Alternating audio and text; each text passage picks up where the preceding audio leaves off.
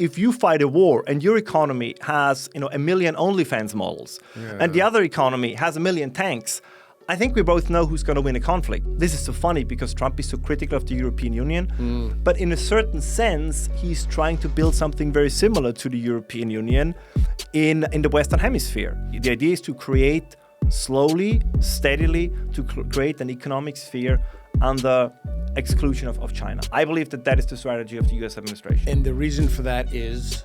In public primary schools in the city of Vienna, 41% of pupils are Muslim. Right. That is too much. I don't care if they come with an army or if they come as refugees or if they come as migrants. This is not what the city is supposed to be. And again, I'm not ashamed to say this. So don't let them in. Why do you keep letting them in? Well, I think that should give us courage, exposure to other people's perspectives. Moving us in a good direction. Are we at the end of the World War II era?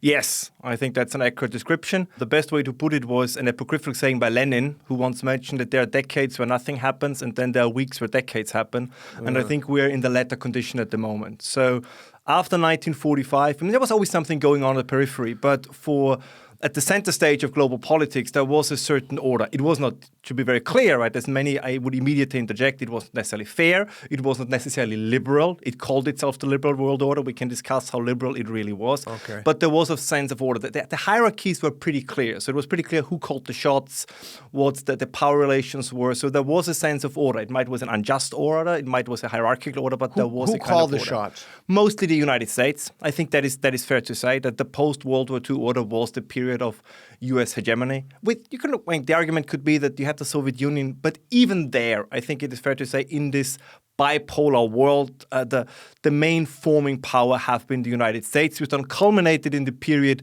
after 1989. You can say, depending on where you want to make the cutoff point, some people would say it was 9/11, others would say it is the rise of China, and we can quibble about this. Like, the thing about history is, we look at these perfect cutoff points. Like we say, the modern state system began with the Peace of Westphalia in 1648.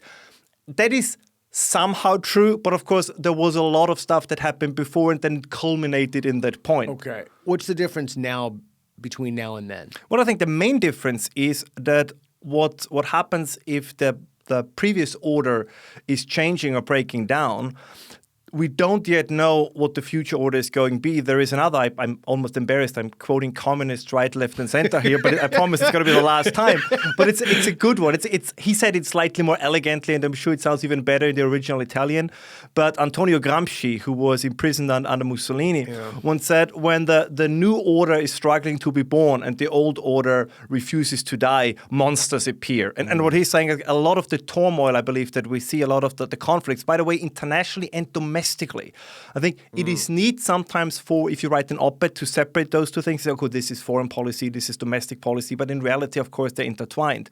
And I think what Gramsci describes is that we are in this in-between orders phase at the moment, and nobody really knows what the next thing is going to be. Now, we can, which is fun, I believe, and also interesting for the viewers and listeners, we can speculate what it might be. Is it going to be multipolarity? Is it going to be the re-emergence of the United States potentially more powerful than before? Is it the decline of the United States? What is Europe going to do? How stable is China truly? How stable is India truly? What's happening in Latin America? What's happening in Russia? So I think at the moment, and this is the difficult thing for us to do, is now I have my favorite scenarios.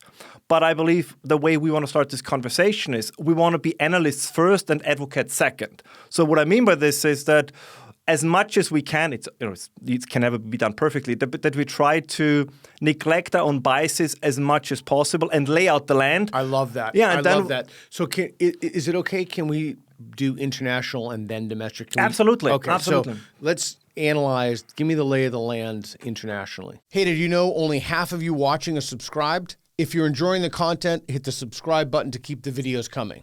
Thanks. Well, what I find most intriguing at the moment is, and this is a little bit the hangover, if you want, from the so-called, and I deliberately call it the so-called liberal order, right, where the key argument was for the most part, as a friend of mine, Mike Lavery, he's an analyst at Rabobank, but he's a brilliant mind, so everybody should check him out. He says for a long time, the key argument in international debates was because markets. So everything that happened, the idea was it will increase efficiency, it will increase prosperity, so everything is going to be fine. Like immigration. Exactly. From immigration migration into the West from outsourcing industry from the West, the argument was always because markets. But the argument that he makes, which I think is very good, is we stopped asking the question, which was in the pre-World War II era, actually very common. We stopped to ask the question, what's an economy actually for? And this, or as he says, which I think is also a very nice way to put it, what is GDP for? And the reason why I find this so remarkable, now we can go a few steps back, is if you remember the outbreak of the war between Russia and Ukraine, a lot of the commentary was that, Russia, it's, to quote the late John McCain, it's a gas station that pretends to be a country. Their economy is smaller than the economy of France. It's the same size as Spain. So basically, they look very big on a map, but in fact, they're very weak and very small. Now, as we know now, it is true that if you look at the pure numbers, their GDP was not larger than that of France. I think Texas was also a comparison that was always very popular. But to go back to what I just said before, what is your GDP, right? The gross domestic product, what your economy actually produces. If you look behind the numbers, what it actually is, it makes a huge difference. If you produce, let's say, financial market instruments or olive oil or great paintings or great food, what have you, or if you produce ammunition, shells, machine guns, and tanks. And as it turned out that the Russian economy might have been smaller, but they were producing all the stuff that you need to fight a war. And the Western economies might be larger, but they forgot how to produce, or we can go into more detail, they also undermined their economies that they're capable of producing the things that are necessary for war. And this is what I mean a little bit with the end of the post-World War II order, the emergence of a new order, where all of a sudden politicians are asking again the question, wait a moment, it's not just what the market thinks is right, it's also what is in the actual national interest. And for a long time, the so-called Washington consensus, the idea was that the interest of the economy, of the market, and the interest of politics are almost perfectly aligned. And I think what we see now is that, and I'm open to debate to say maybe this was the case for a while, but this is diverging now. That more and more politicians, and this is, I think, also interesting when we look at what Trump is doing. I think he does it imperfectly, but the claim that he's chaotic, I think, is trying to wrestle with this new kind of world order that is emerging. Right? This idea that the United States can no longer just be the guarantor, if you want, of a global economic and political system where everybody pursues their own national interest, but the United States are supposed to pursue some kind of universalist global interest. Now, again, I'm saying this in a provocative term, but when you see what they try to attempt with these tariff regimes or with the threats of the tariffs is signaling, we'll see how successful they're going to be and how strongly they can push the companies and Wall Street, so to speak, to follow the lead and do what they want them to do. But the idea is that you bring back manufacturing to the United States, and even more importantly, that they say, listen, it was interesting in the past that you had armaments companies, the defense industry that said, we produce like a little bit high quality and sell it at a very high price, which is very good for our bottom line. That the state says, we like the stuff you make, it's really good. But the times where you say we produce just a little bit so we get the maximum profit and maximum turnover, they say that's over. What you do now is you produce in mass. The same, I think, is what they try to do in the pharmaceutical industry. That they say, we completely understand that from a business perspective, having huge market share, maybe not produce en masse, kind of make niche production, that makes a lot of sense, but that these times are over. That they say your profit margins will no longer come from selling a small amount with a huge margin. It's going to be, if you still want to make a profit, it's going to be making a profit from selling a huge amount to a lot of people. I mean, if this is going to work out, I cannot tell you. But a lot of what you see in the Financial Times and the Economist, they don't know what they're doing. It's all madness and insanity. There is a method to the madness. And a last point real quick, because this I think is also going to be entertaining for the audience and I think also for you. Let me ask you, Peter, do you know who Bonnie Blue is? I do, actually. Okay, then you do. So, I'm not deeply familiar with her body of work, but I know who she is. Very well. And the reason I bring this up is because there was a couple of weeks ago, and I wasn't going to hand it all through social media, but it was funny and it was indicative of what we were talking about. The Economist had like a lead article about that the UK is now, and they meant it in an approving way, right? The Bonnie Blue economy, right? It's soft power and it's open and it's for young entrepreneurs. And this brings me back to what I said before. That's all fine and dandy, but if you fight a war and your economy has, 1 million OnlyFans models, and the other economy has 1 million tanks, I think we both know who's going to win a conflict. Yeah. And it shows that within these, and they're not trying to belittle these newspapers and these magazines, but I think they have not yet fully grasped that there is change afoot.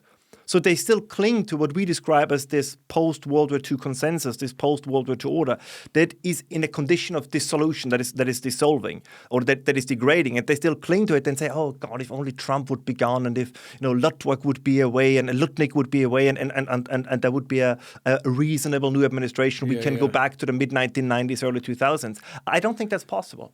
And it's not possible because of the emergence of China. It's not possible because of why we're too integrated, because of technology. Why is it not possible? That's the really interesting part. And we are almost forced now to diverge a little bit from our original schedule that we put up, because this is strongly connected to domestic politics, which is that one consequence of the because markets argument was, of course, the undermining and hollowing out of domestic industries. Now, and who suffered from this the most? The working class, or the traditional class that worked in those industries. So in many cases, in Europe and in the United States, the so-called rise of populist movements, which is an odd term, I think we can go into more detail, is a direct consequence of this post-World War II consensus that believed that, if I no longer produce cars or sweatshirts, so you name it, whatever it is in the United States, but I produce them cheaper elsewhere, then on the long run, everybody's going to profit from it, because if it's not made in America, it's made in Vietnam or made in China, or you name it, 100%. It's going to be cheaper, and it's also going to be cheaper for the American consumer.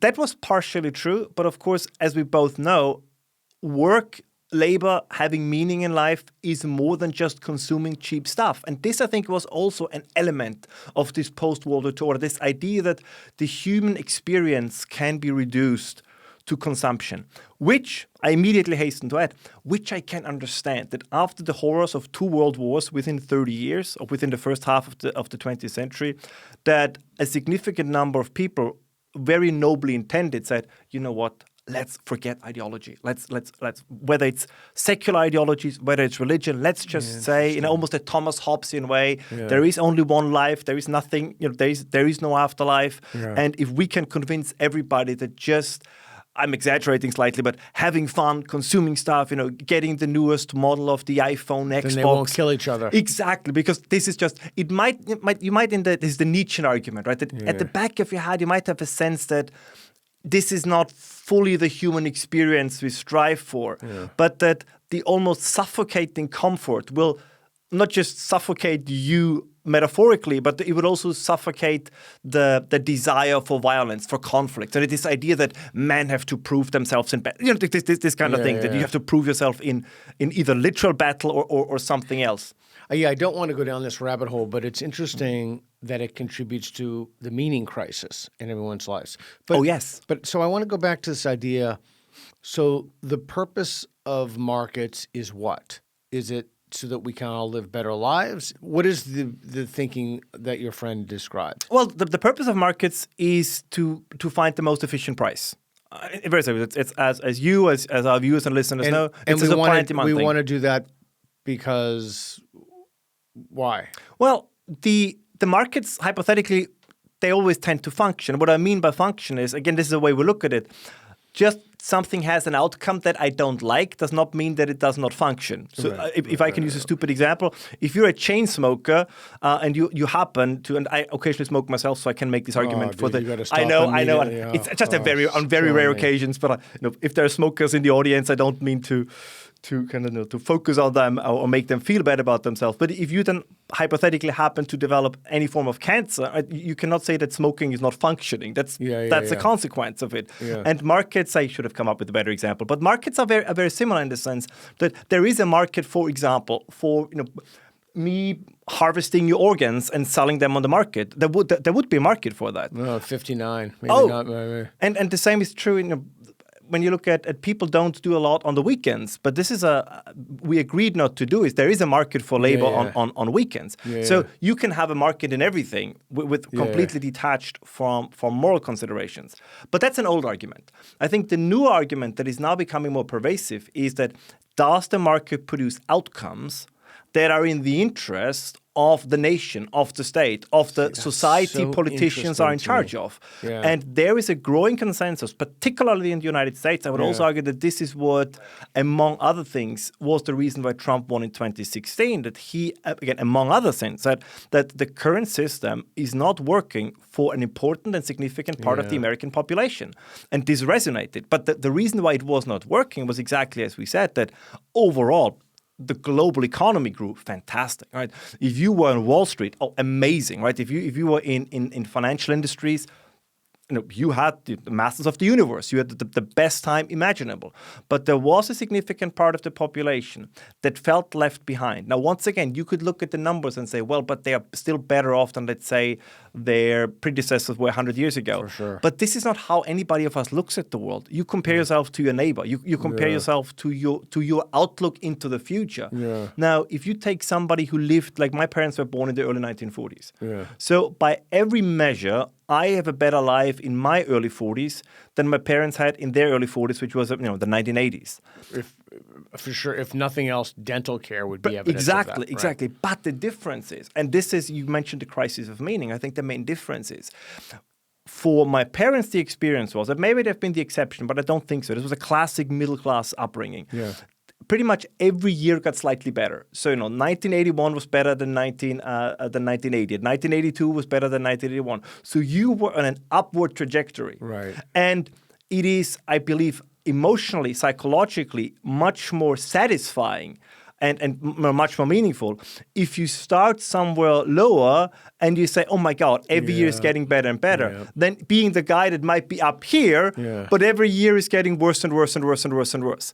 And I think in this, again, objectively, you could say, well, wait a moment, even the guy who's in a, let's say, declining state of his life, income level or whatever it is still better off than those guys who were on an upward trajectory. Yeah. But this is not how we feel. This is not, I think, as humans, this is not how we function. As I said, so very often the objective numbers can be correct, but in politics, I would argue, and I'm curious to hear your take on this, I think in politics, the way in which people perceive it is at least as much important as what's quote-unquote really going on. And this is very often, I think, what we miss in the current debate. So you can make the argument, as many economists do, they say, no, the working class is much better off now than they were 40 years ago. And I'm happy to talk about this. I'm even happy to concede that in some areas, as you said, dental care, like in some areas, this is true. Entertainment, electronics, all not purchasing houses. Yeah. And that's the other side, right? So, and particularly if they, however, have the sense that they are not doing better than their parents. And there is a generational gap. I mean, a good example, look at American universities. They have pretty much become unaffordable. This was not the case in the 1970s and the 1980s. There is a housing crisis. There is a property crisis. So these things are true. And to just kind of gloss over them and say, and this was also the case before the 2024 elections, where people said, this is just, people don't know how good they have it. There's almost looking down on them and say, oh, you guys are doing so much better than you did in the past. You just can't appreciate the great things that Joe Biden has done. And this is not trying me again to be mean to Joe Biden. Right. But the point is that a significant number of people did not think that the economy was working for them the way they expected or hoped it would. And this is one of the reasons why they voted for Trump. And that relates to the end of the liberal order. Very much so. Because the economic system that believes in the free flow of everything from currencies to products to services, and this is where I'm pretty angry, to be quite frank, with the universities, is we only teach half the story. So I'm sure that many people outside, many of the libertarians, everybody from the Cato Institute will immediately say, but David Ricardo, comparative advantage, competitive advantage, all of this. If everybody trades, everything gets better. But even David Ricardo made very clear in his writings, he says his idea that two countries only profit from trade if they can focus on one specific product. It's the famous wine and cloth example between Britain and Portugal, that even though Britain can do both of those things better, they focus on cloth, Portugal focuses on wine, and then both of them are better off.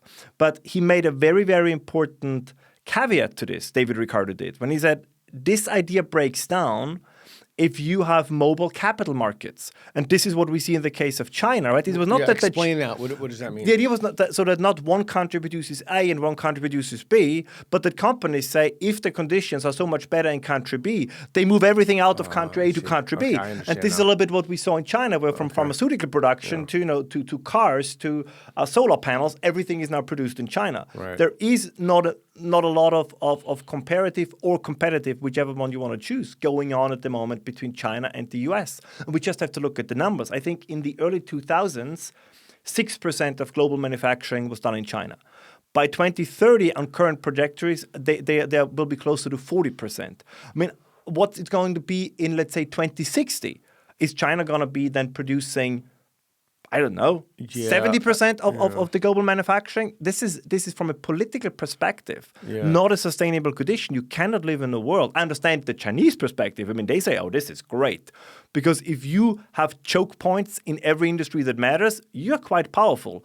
But that other countries, or particularly the United States, are saying, this cannot happen. Like, we cannot be in a possible, even if it's just a small possibility, in a Cold War, hot war, whatever it is then going to be, with a country that can, from aspirin to steel to microchips, you name it, that can cut us off from all these crucial ingredients. And I think, and this is what the long-term perspective of the Trump policy is. I think they are horrible in communicating it. I think if they would have made these points clear, I think despite, and we can talk about this too, because this gives us a little bit also an insight into, let's call it the crisis of politics at a more general level, that these days, and the same is true, by the way, in Europe. So this is not me, the snooty European who is mean to the Americans. Yeah. These politicians have a really hard time to express themselves in a clear manner. It's as I think a popular podcast host once said, it's like Chewbacca versus Swedish Chef. Right? They say something, but it's very unclear what they're saying. And so what do you think the Trump administration wants? Well, I think articulate it for them better than they do. I think if you look at the way they have particularly dealt with Canada and Mexico, the way they deal with Argentina at the moment, my hunch is, and on occasion it comes through with the people that are well articulate, like Scott Bessent, for example, that they say that they want to create an integrated economic sphere from the southern tip of Latin America up to maybe including Greenland. That we can talk about that, but definitely up to Alaska. And one of the and we just as a quick, very contemporary thing, this happened just 2 days ago, that Mexico banned now the construction of an electric vehicle manufacturing plant in Mexico because they said they first want to see where these negotiations with the United States are going, because that ultimately I think is the plan of the United States to say, we're going to create, and this is so funny because Trump is so critical of the European Union, but in a certain sense, he's trying to build something very similar to the European Union in the Western Hemisphere. So it's not so much about the United States of America. I would say it's much more about the United States of the Americas. And if you look at the numbers, right? If you look at the energy potential, if you look at the population and all, this is not, and it's not going to be easy, but it's not a ludicrous plan. Plus, I think there is always the opening to say to the United Kingdom, to Australia, to New Zealand, to Europe, or at least some in Europe, listen, guys, you can join this. But the price for joining will be to say you have to cut off as much as possible and maybe at some point completely ties to China. Like this is the idea is to create slowly, steadily, to create an economic sphere under exclusion of China. I believe that is the strategy of the U.S. administration. And the reason for that is? Exactly what we described, right? That you cannot allow a power far away, potentially hostile, and we can discuss who's hostile to whom. Politics is messy, and I'm happy to have this conversation. But the idea is to say that we cannot allow crucial industry, but also, of course, what we said before, we cannot allow domestic politics to degrade. We cannot allow the emergence of a vast, impoverished underclass because we outsourced everything that is capable of producing value, of really making stuff. To be very clear here, we are now what I call the post-industrial age. So if you read all these commentators in economics in the late 1990s, they thought it was the postmodern age, it was the post-capitalist age, and it was the post-industrial age. Yep. I think we're now in the post-industrial age because we have conversations almost everywhere. I think some of them are more competent and capable in the United States, some are less so, I'm afraid, in Europe. But we almost talk everywhere about how can you bring factories back, how can you bring manufacturing back, how can you produce produce, from tanks to ships to you name it. So we are actually talking again, how can economies be retrofitted to produce things? There is another famous line in that I enjoy very much. It's not for me, which goes like this: that developed markets are now emerging markets. And what this describes is that all of a sudden you have these developed economies, the Europeans, the Americans, that look around and say, it's slightly exaggerated, but they look around and say, wait a moment, we can no longer build ships. Like we can no longer mass produce airplanes as we did in World War II. So they find themselves in a, not the same, but a similar, comparable situation, like emerging markets that say, we are at a point in our economic development that cannot be the end point. We have to reshape, we have to redo the things how we have done them in the past. So that turns them but I think it's a line that's easy to remember. It turns the so-called developed economies, at least in industrial terms, again into developing economies. And you see this and like this, it's almost entertaining, right? Then you have Taiwanese and Japanese companies that want to build semiconductor factories in the United States, and they cannot find personnel, right? They cannot find factory workers. Then it turns out, that was in the Wall Street Journal, I don't know if it's true, but it's a funny story nonetheless, that the panels that you need to work in those factories, they apparently were made for Southeast Asian hands, which tend to be smaller than, the massive manly hands of the Americans. Yes. So they had to redesign also those factories to make them compatible to the American workers. And these are, in a nutshell, this is just as a symptom, the kind of problems that emerging economies also have. Like, how do you build up an industry? How do you build up a manufacturing sector? Now it's just, how do you rebuild the manufacturing sector? How do you rebuild up industry? Because one thing, of course, the free marketeers are not wrong when they argue that this be inflationary? Yes, absolutely. But the question is it possible that you can offset slightly higher prices with what we talked about? If you say you have people who were out of work for a long time are back into work. And then, of course, what you also can do is if you say, if we produce in the US, if it's made in the USA, maybe you can say, okay, we just need to have higher quality, right? So maybe then your cell phone costs 20% more, but you can keep it for, let's say, 20% of the time longer. So there are ways around this. This is, I'm not necessarily, as I said, I'm not advocating necessarily for this kind of policy, but I think this knee-jerk reaction, particularly again from the traditional libertarian economic sphere, kind of said, no, the free market in every respect delivers the desirable results. That is not true. The free market delivers results. It does what it's supposed to do, right? It creates a price based on the interplay of supply and demand. But is that in our interest? Like, if you outsource, let's say, your entire, let's hypothetically, from a market perspective, maybe it would have made sense for the United States to outsource all the military arms production to China. Now, if you are then in a conflict with China, that's probably not going to be very helpful. And you see this in other areas. It was, I'm sure, very helpful to have all the mining and all the processing of rare earth minerals in China. It's probably also very helpful that China now has the world's largest crude oil refining capacity. Now, that's all great for the Chinese. And it's great for those who also make a lot of money with it. But is it from a political, national interest, geopolitical viewpoint, is that in your interest? And if the answer is no, well, then the markets have to take potentially a backseat to the political interests. You could, I'm just saying this for the sake of provocation. Yeah. You could even argue to say that we are seeing, at least in some areas, this is not so much as some say, a return to communism and socialism, but this is partially, again, I'm saying this to be facetious. I just don't want it to be taken out of context, but this is partially a fascist approach to economic policy. It's corporatism, right? The state tells the private sector, here is what we need, here is what we want. If you deliver, great, thumbs up.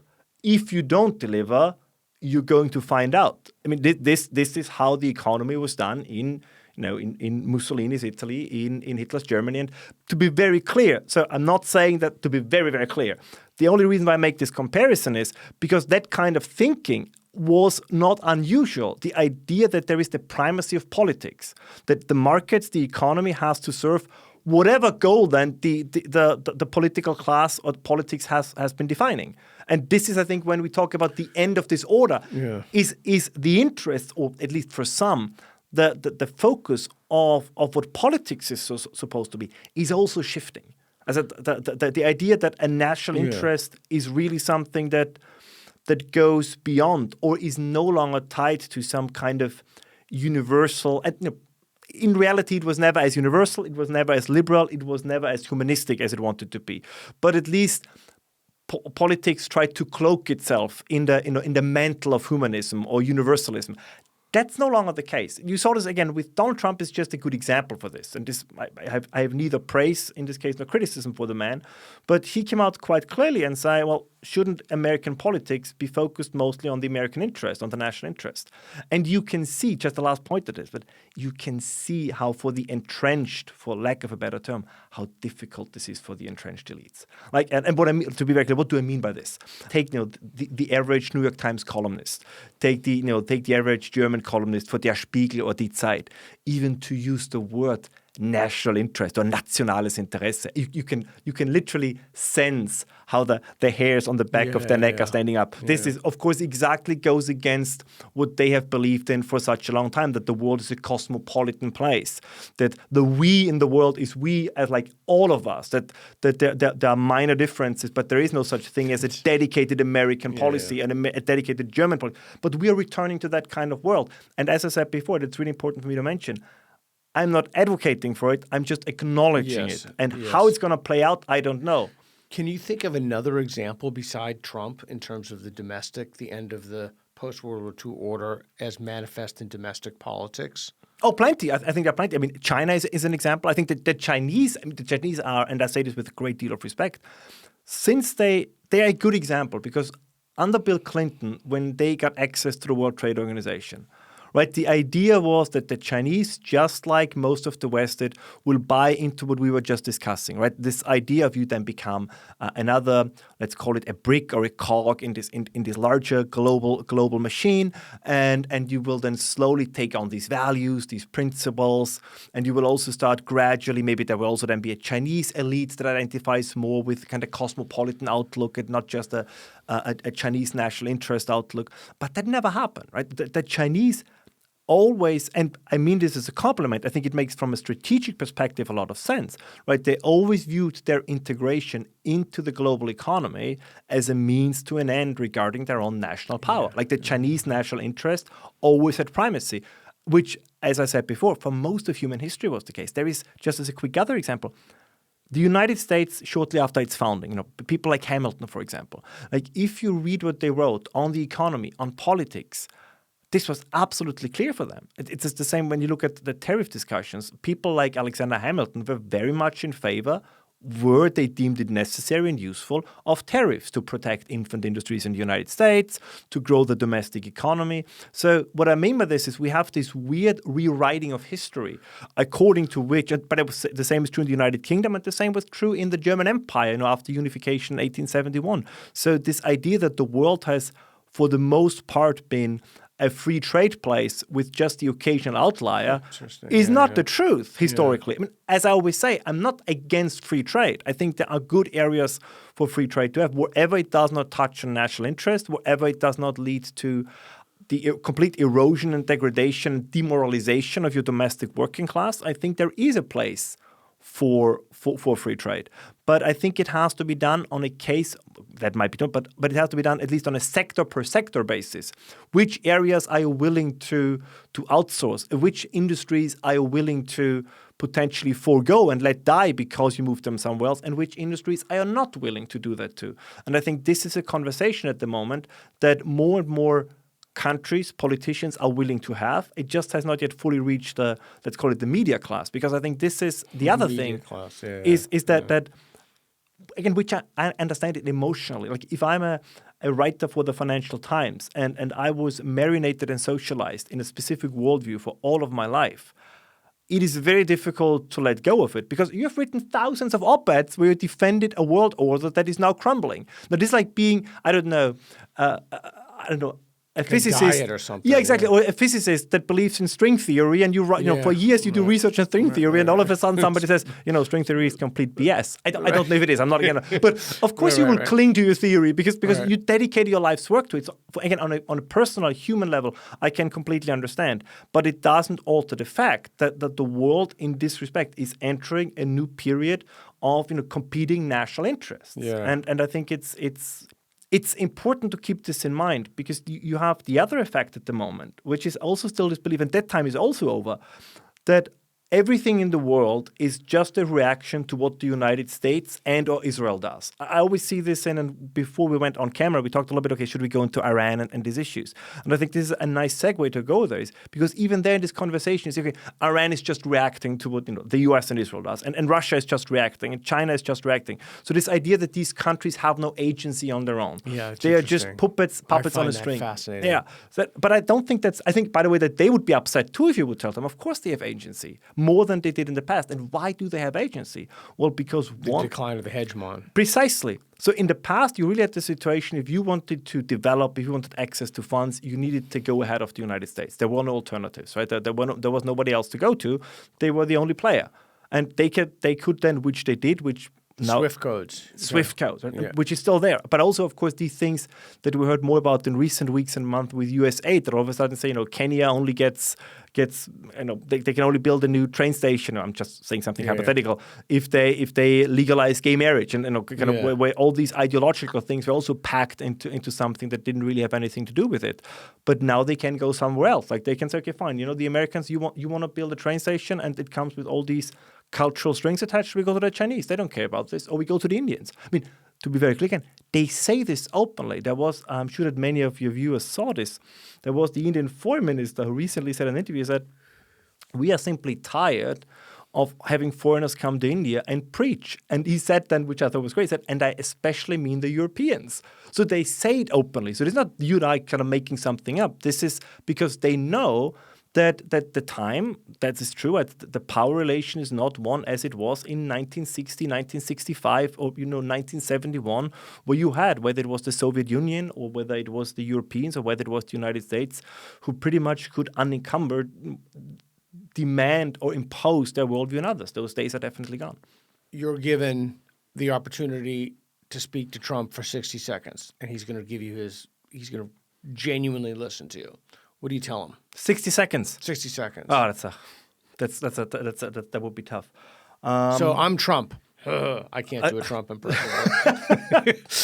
Well, my first advice, that's going to sound... Just tell me as if I'm Trump. You need to communicate better what the goal is, right? What you want to accomplish. Because if you don't communicate what you want to accomplish, then you leave people confused. And what always follows to confusion is get people being angry. And this is what you see right now. This is why then you have the taco phenomenon, like Trump always chickens out, which I think is not fair. But if you do not tell people, what are you trying to accomplish? When he goes out and says, we put tariffs on the Europeans because they have been mean to us.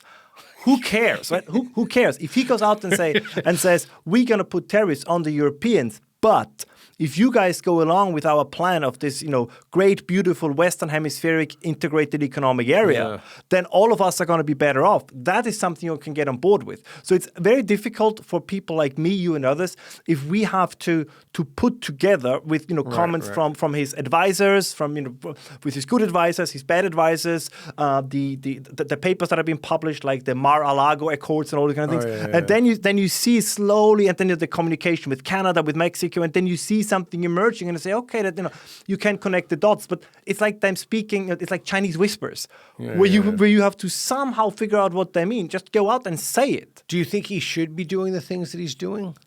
I think he should do them, and I'm in no position as a foreigner to give any advice to the Americans or the American president. That's okay. Do it anyway.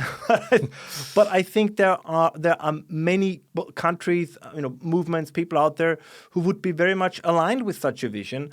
But they also have to sell it to their own people. And this makes it sometimes... Nobody's more critical, for example, of the Brussels bureaucracy than I am. Like, you will never hear me say a good word about, Ms. van der Leyen. So I'm, as I said, so I have nothing good to say about these people. But on the other hand, you can still charm them. And the thing is, they are still human, right? They might be horrible people, but they're still human after all. And what I mean by this is, if you go out, as I just said, and say, what did he want to say, Trump? That the European Union was created to screw over the United States. I don't think that was the case, but be as it might. Of course, then the EU will have the desire to push back simply out of a psychological reaction. It's like me starting a conversation with you and saying, well, before we start talking, Peter, I want to tell you, I think you're a real idiot. Like, everything you say is BS. And now, how about we make an agreement? This is just very, very difficult. It's not high-stakes diplomacy. And this brings me to a topic that I believe we have to talk much, much more about. Please. This, which is, again, I'm just a conveyor of information I get from somewhere. So not of this like my original thought, but I think it's important to make it accessible. Is we have a crisis of competency. Like we really, really have a crisis of competency. And this is not just because you can always say, oh, no, this is always when people reach a certain age, they look back and say in the past everything was better. But I challenge everyone to look up, let's say the Nixon, Kennedy, you name it, presidential debates, and then look at, to get the full shock effect, Trump, Biden, or even Trump, Harris. And to say that, no, this is all the same quality, there is no difference. We can even go back further. I forgot was it a Lincoln? I forgot who the other gentleman was. Douglas. Yes, exactly. Like you had these, these were like highbrow, truly impressive, rhetorically, eloquently held debates with quite a lot of content. Like this is something you could draw something out. But and again, it's the same in Europe. I always this is not. I'm not trying to be too America focused here, and that is a problem. Yeah, I've thought about the crisis of competence and the crisis of legitimacy. What's that's done to our institutions. It's a complex phenomenon. It's worsened by the self-esteem movement, affirmative action. I mean, there are so many things that come into play. We could go down a whole rabbit hole. The guests love you, by the way. I love them too. The viewers love you. You're a favorite. Okay, so what do you think the relationship between the EU or Europe in general and the United States is transitioning to? Because it's certainly transitioning. Yes. Absolutely. Well, the first question I think we have to confront is, what's the European Union going to look like in 5 to 10 years? Will the European Union still be there in 5 to 10 years? Now, there is one issue that's, I'm sure that is going to be of quite some interest for your viewers. If I would have to bet, maybe not within the next 5 years, but within the next 5 to 10 years, and I'm happy to come back in 5 or 10 years, and if I'm wrong, I'm wrong. Okay. But you will have in Western European countries, maybe it might be Italy, it might be France, it might be Germany, it might be the United Kingdom if you look at what's going on there. You will have civil unrest at a level that's either going to be a low scale civil war, it's obvious, or something worse. And that will, first of all, it will spill over in other countries. You cannot contain this, right? If you have a quasi-civil war in France, the idea that all the other European countries, like Belgium, that they can completely isolate themselves from this. I was just in Belgium. Yeah. It's a shithole. It's a shithole. Brussels is a dump. It's these cities are overrun. No longer recognizable as European cities. They're not recognizable. And you say that and everybody calls you a far-right maniac. Well, so be it. Evidently, that's the conclusion I've come to. Yeah, what can I say? As I said, I'm not advocating for civil war, but I'm acknowledging that all the ingredients are there, and there's a. And you also have to acknowledge, since we're being honest with each other, that the Europeans did this to themselves. Oh, absolutely. I mean, this is something that you have been writing and talking about quite insightfully. There is then this, and this is what worries me the most. I think at some point, every society, every civilization, every country, you can be in a rut, you can be in a bad situation, but there's always the possibility for course correction. Correct. At least in most cases. Nothing is 100%, but there's true. But there's a tendency now, particularly the topics that you say, and this is I'm always afraid to say this because this is then when I get old, and you probably too, when I get all the hate mail and people then start to tune out. But there is now this tendency to whether it's migration or everything else to return to the oldest of old scapegoats. It's all the fault of the Jews. Right. So you, and it's mind-boggling. So you have the whole grooming gang scandal in the UK, and anybody who dives into this issue, this really is a scandal. Like this was a cover-up by, on the local level, the highest authorities that then bled through the even higher authorities. Like this was the deliberate attempt to misguide, conceal, truly rape on an industrial scale, committed mostly by men against children, right? Some as young as 12 or even younger, by men of mostly Pakistan immigrant background. Right. And then you have a great Charlie Peters of GB News. So there are great people who worked this. We have a statement by witnesses, by survivors. So there's really a lot of material out there. We have very brave members of local councils who did speak out, right? Who now finally are being heard. So this all, and then you write about this. You talk about this, and then I get this. Maybe it's just a very specific small sliver of society, but then I get this correspondence and these emails, and they say, yeah, but you know what really happened.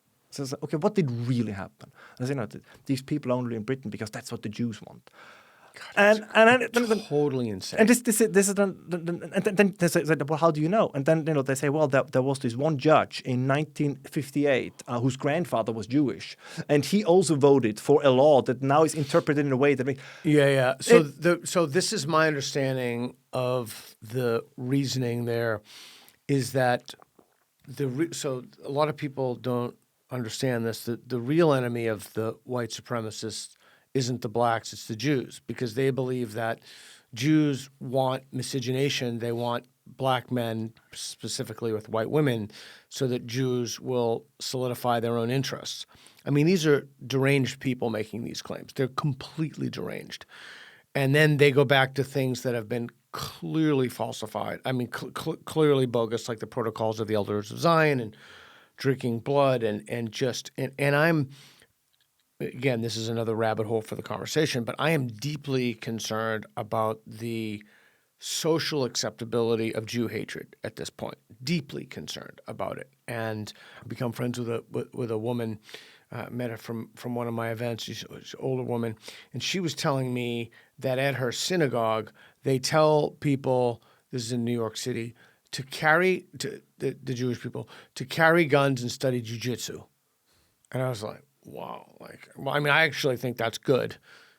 That's one of the things I get an insane amount of pushback for, that women should not study jiu-jitsu. Yeah, I read this today. Yeah, insane. I mean, it's totally insane. Anyway, so but because it is symptomatic of something broader that we were talking about. Yeah. For one, it's the domestic version of we were discussing on the international scene it's nobody has agency but the Americans and the Jews. So no matter what happens. And the second thing is, and this I think feeds a little bit into the risk of civil war that we're talking about, is it's no longer so much about the actual truth of these claims. They are signals, so to say, of specific ideological tribes. Totally. So they help you to right. 100%. And this is the thing. So we no longer, and this is really, really the big issue then also for whatever conflict is going to emerge. Because there's always it's going to be, Group A against Group B. I think it's going to be Group A, B, C, D. There will be all these groups. Yeah. And they no longer will then negotiate or clash over solvable issues.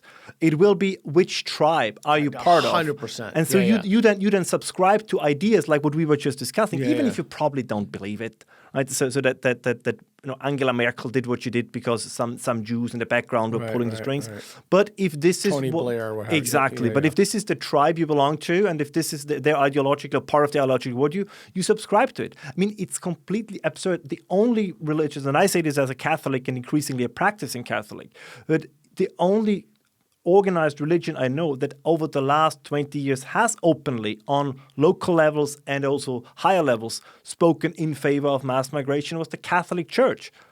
Yet for whatever reason, the Catholics don't fit the conspiracy mold as well as the Jews. And it's also, for me, it's a little bit lazy as well. It's a little bit of an intellectual laziness because you let all the people who are responsible off the hook.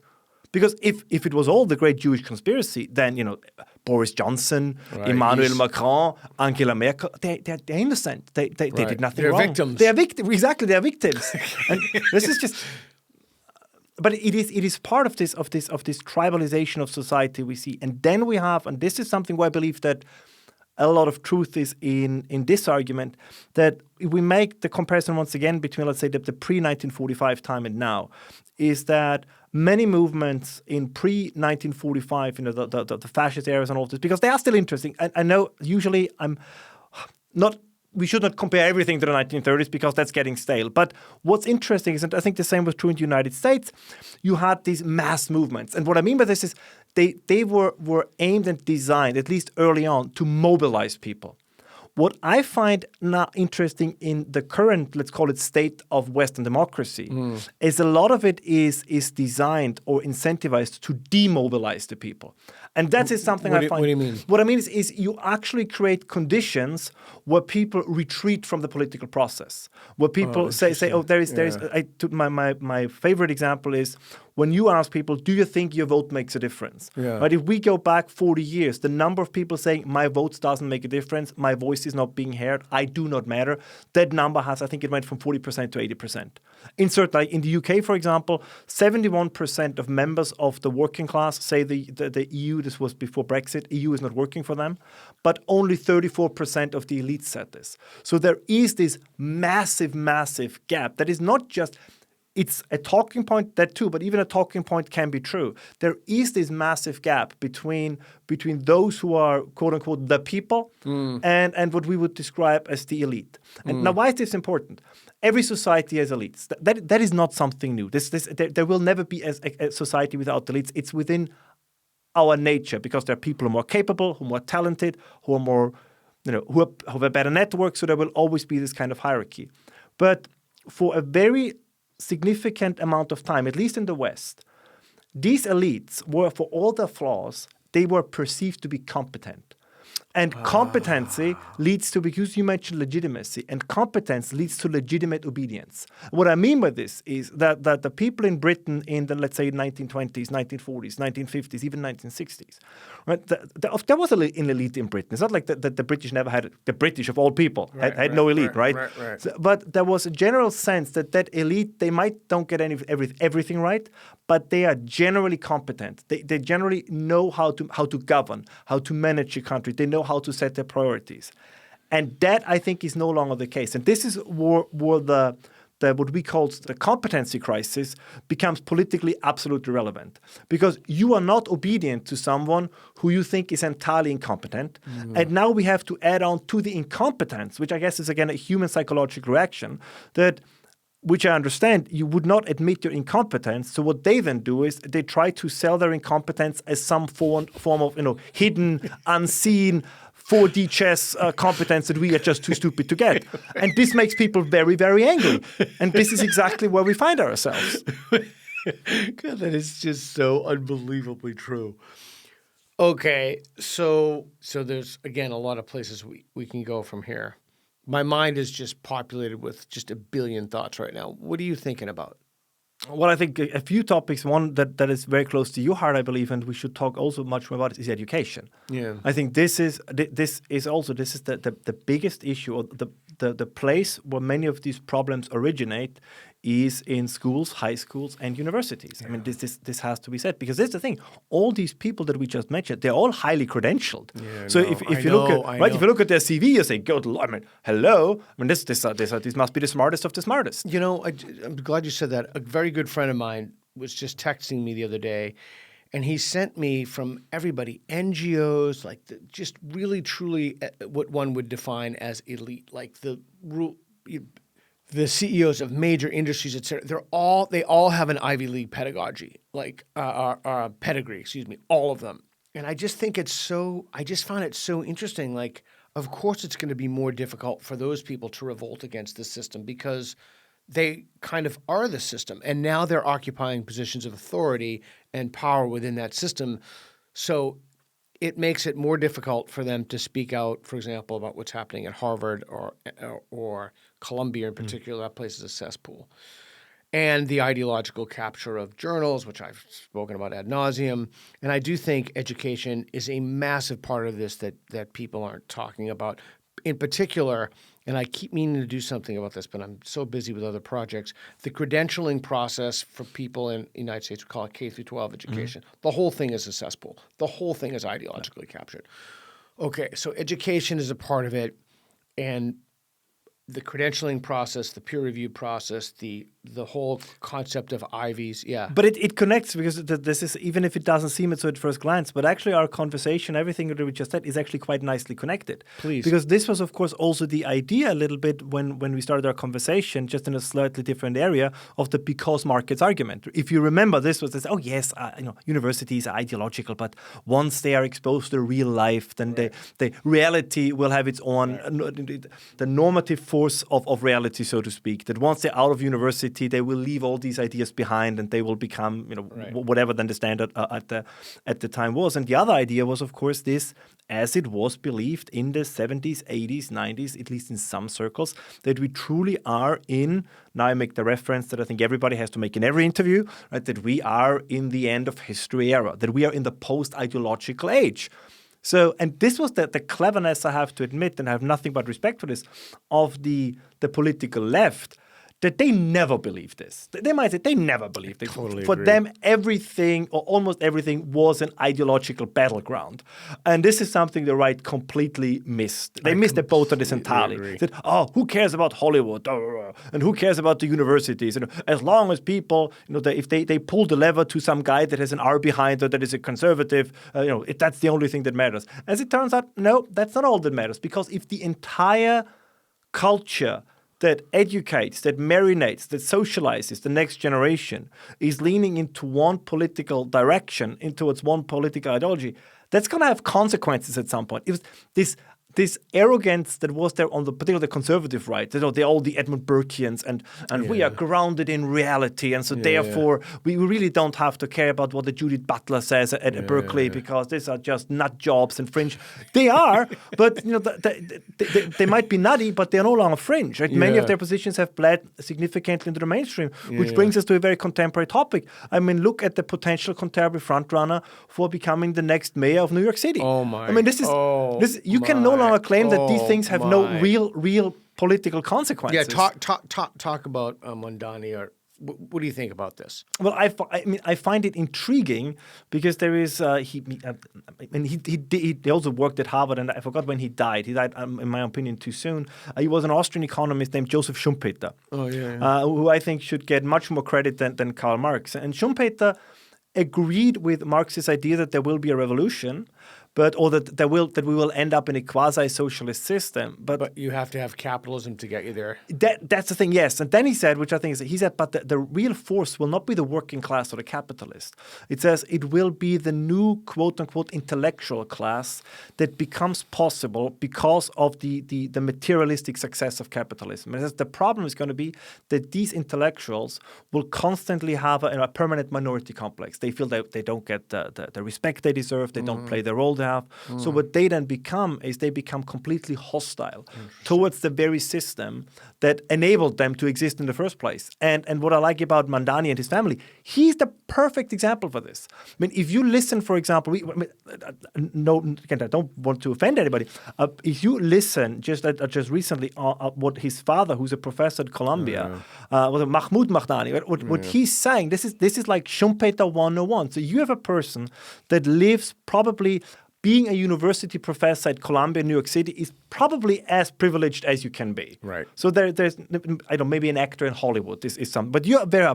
And wherever you go, you say things like, just a recent one, that Abraham Lincoln was the inspiration for the Nazis, and the United States are the true settler colony. Where does this come from, right? It is constant, and this is. You asked at the beginning what's one of the biggest topics we don't talk about enough. It's this: I do not know of any other civilization that has an intellectual or quasi-intellectual elite who makes almost their entire living of constantly attacking the very civilization that made their existence possible. And I'm sure you saw this because I think you also shared it on your Twitter account, right? You had all these Princeton professors, I think, and another one who openly say, "Oh yeah, we are just at Princeton because that's how we can undermine the system." Or somebody said very rudely, I think it was Harvard or something. So you have all these people at these institutions living the finest, most privileged lives and constantly attacking what made this possible. And the potential new mayor of New York is a prime example for this. He's a prime example for this. Truly amazing. I traffic in trying to understand really idiotic ideas, really truly dumb ideas. And I think one of the dumbest ideas I have ever come across is the defund the police movement. Defund the police, and there's an article in the New York Times, yes, we really do mean abolish the prisons. So he wants to defund the police. A friend of mine sent me a video just the other day. It was a bridge in New York, began with a T, I can't remember, where just literally thousands and thousands of teenagers on bicycles came and interrupted traffic and on the highway, and cars were backed up for miles, and I thought to myself, wow, like what if someone was in an ambulance, they had to get to the hospital, or like, and I joked to her and I said, oh, don't worry, when the police are defunded, they won't do that anymore. I mean, it's a uniquely stupid idea, truly. Or you remember when I went to every time I've gone into the subway, I don't know, it's just, and then the whole idea of taxing white neighborhoods is just completely insane. All you'd have to do is just switch the word to black. We're going to tax the black neighborhoods. And I mean, the defund the police is a little bit like the left-wing version of if the Jews are gone, everything will be hunky-dory. Yeah. It's as you say, there is no evidence for this. There is no logical there's a lot train of evidence thought against it. Yes. Okay, so he's a great example of just real quick, please. I know you saw this as well, but they did in the New York Times, I mean, to their credit, they looked at the neighborhoods where the majority went for him, and they looked at the median income, and it's that's right. The median luxury belief. Exactly. So the higher the higher the median income was above 100,000. This was what the majority of people, or a significant part of the people, voted for him in the Democrat primary. Right, the election yet has not taken place, and this shows you exactly this. We have, and this is a problem. We have, and there again we go full circle. We have an elite that has a real problem thinking in positive ways. This doesn't mean that this is not like rah-rah nationalism, but just a general gratitude of saying, if you are an born in your mother's womb, and you could pick wherever in this world you want to be born, I think that most people will pick a place in the West, and most people probably would pick the United States. So you know what I mean? So there's just this doesn't mean that everything is perfect, but just to say that if you're born in Austria, as I was, or in the United States, as you were, that's a pretty good starting point in life. That's a pretty good thing. Again, no society. Privilege, as they say. It is a privilege. And then to constantly turn against this. And what frustrates me the most, that very often, I know I'm being facetious, but I think it is frustrating, that people who just came here recently, because I know this is a lame line, but why did you come? For Mahadami, I think he got his citizenship 6 years ago. Like his mother is from India, and I think they were Indian immigrants to Uganda, so well-traveled, all fine. Why did you come to the United States? If it's such a horrible country, if it's so morally degraded and tainted, then why are you here? And this bothers me, because if the only class that still has a patriotic bone in the body is the working class, are the lower classes. And they are constantly, belittled, ridiculed for this. Basket of deplorables. Yeah, but you cannot have a nation state if nobody believes in the nation. Yeah. However you want to, I'm happy to define nation in cultural terms, whether you want to go down the ethnic route, but that's going to come at some point. Like there was a very well-made argument when this quote-unquote civil unrest is happening. Right? At the beginning, one might say, okay, it's based on what people believe. But we saw this in Yugoslavia, right? That at some point, ethnicity, the way you look like, is just a very, very convenient way to put people into different groups. So you will not care if it's going to be, let's say, Muslims versus non-Muslims, whatever it is. There will not be no, that's a secular Muslim. No, it's going to be, you look brown, you're on the wrong side. Even though that person might share your values, because it always then goes back to the simplest way of differentiation, and there will be an ethnic connotation to it. And we see this. I cannot stress this enough. We see this coming up we see it in the UK among the young right. We see it in the United States, where there's a growing movement that says, no, you cannot become British within 2 generations. Right? You cannot become American. Like if your ethnicity is not English, it takes at least 3 generations, and then maybe your great-grandchildren can be English. I'm a culturalist. I strongly believe that assimilation integration happens very quickly if there is something you can integrate to, and if the numbers are reasonable. But I don't think it's a genetic thing. I don't think that if you're Polish, you cannot become.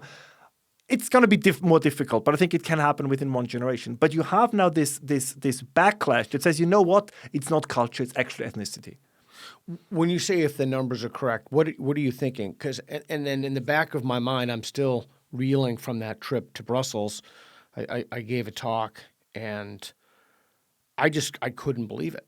It looked like the buildings were in quote unquote first world, but I just couldn't believe the trash on the ground and how people were behaving and screaming. And again, for the billionth time, not all people, I'm saying this was my experience when I went there. So what's the response to someone who says, well, so what? They're just filled with I don't know where these people were from, but like, so what? It doesn't belong to the people who were from Belgium. It belongs to who's there now. I mean, I guess the first answer to this would be, why is this argument always only used when it comes to Europeans or Americans? Right? The only group of people, at least in the quote-unquote intellectual discourse, who constantly have to justify themselves for having a home or having a place that they see their ancestry, or having an ethnicity. I'm not denying the concept of ethnicity. I just say it's not destiny, or it doesn't have to be destiny, is in Europe. Right? I mean, you just recently again had English politicians who say there is no such thing as an ethnic English. Okay, fine. So there are ethnic minorities in England. Certainly an ethnic. I was just in London 2 days ago. My buddy's wedding. There's an English physiognomy. This is at least the way how I treat ethnicity, which is the idea that you have a shared history. Yeah. Now, and this is partially, of course, by actually having a shared history. That's easier if, for example, your ancestors arrived on the Mayflower in the United States, because then there is not much deviation. But I believe, to give you an example, my brother's children grow up in the United States because they moved there when the children were still very little. The children fully identify as American, right? They know how to speak German, but they speak with their friends. They start to speak with their parents. They start to speak with me, they start to speak in English. Is it weird to hear them speak English? Of course it is, because again, I'm Austrian. For me, so I'm somebody who promotes assimilation, but it does me as their uncle. It gives me a little bit of pain. I admit it, that I see that they are, they are slipping away from there. But this is how it is supposed to be, right? This is how it is supposed to be. It would be unfair. It would be cruel towards them to force them to live in a nether region between two cultures and two civilizations. Right. So they will become American, even though they whatever then ethnic American would be. They're still ethnic Austro-German, if you want, or technically my sister-in-law is Russian, they would be ethnic, Austro-Russian, whatever then you want to term it. But they will grow up, and for them, George Washington will be part of their history much more than the Emperor Franz Josef, again, which gives me huge pain, as I consider him to be part of my history. And that's, I think, where I don't like the biological component, if you want. I think I don't like it either. Yeah. It's a historical thing, and so you can be. Of course, it's easier if you look like those people, right? Because you're not constantly reminded that probably somebody in your past came from somewhere else. But if I mean, my daughter is adopted from China, and so she's totally American. It's part of her. So I also don't think that it's a genetic thing. I think it's rather silly to think it is. And it's not, I think so too, and it's not difficult. This is such an obvious thing. If you share a past, you can share a future. Right. Otherwise, it's going to be very, very difficult. And the second part is, when you say, why should one care?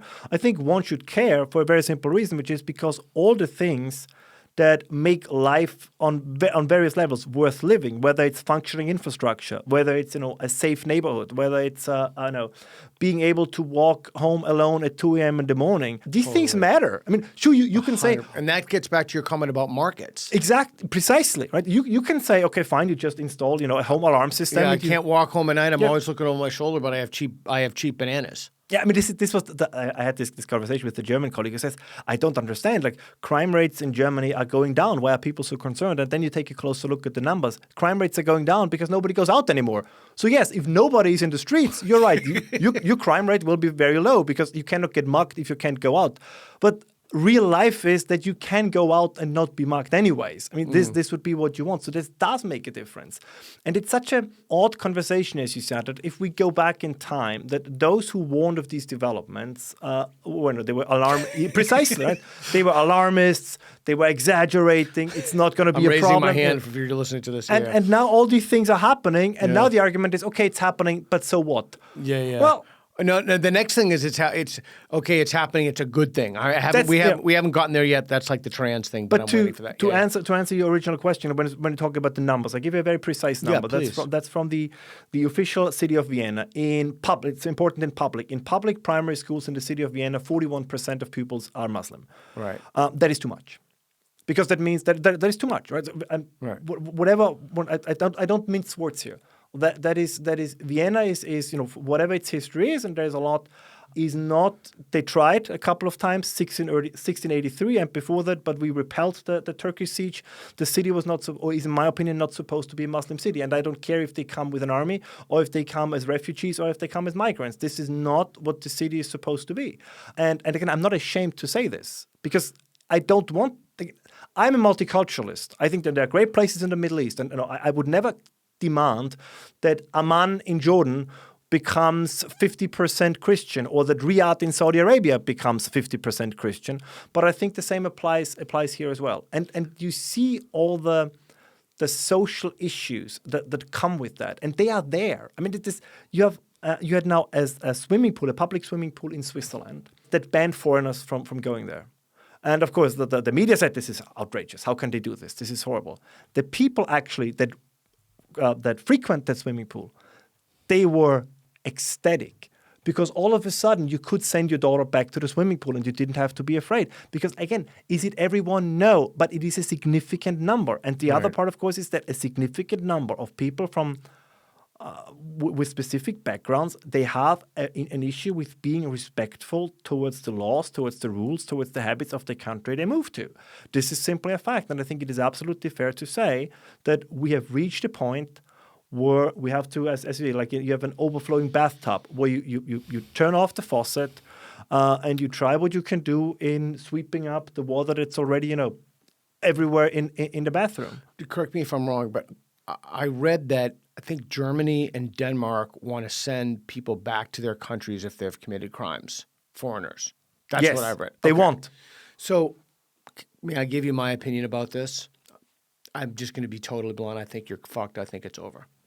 I think it was fun while it lasted. I don't think there's anything you can do about it. There's nothing. I think you're right. The Overton window has shifted. If you talked about civil war a few years ago, people would think you're insane. But the Overton window has shifted. I believe ultimately you're going to have to surrender. I think your demographics are working against you. And I've said this for years, and people say I'm a lunatic. Okay, well, we'll just wait 2 years and let's see what happens. You have people, and again, I'm just so hesitant to say this, but I'm going to say it. You have Muslims who are producing offspring at younger ages and more offspring. And so again, it gets back to what would the claim be if someone said, well, what's the problem if Brussels is 100% Muslim?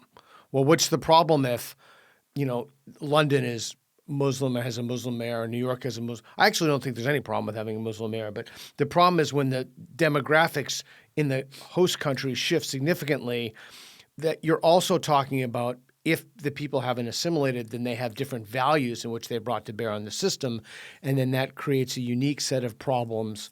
And I don't think that the host country. And again, I realized, I'm just very conscious of. I'm telling you this, and I'm just very conscious of history being in Europe with you now. I'm very conscious of terrible things that have happened. I don't see this changing. I don't see anything but the demographics getting worse. I don't see anything but more and more people refusing to assimilate into the society.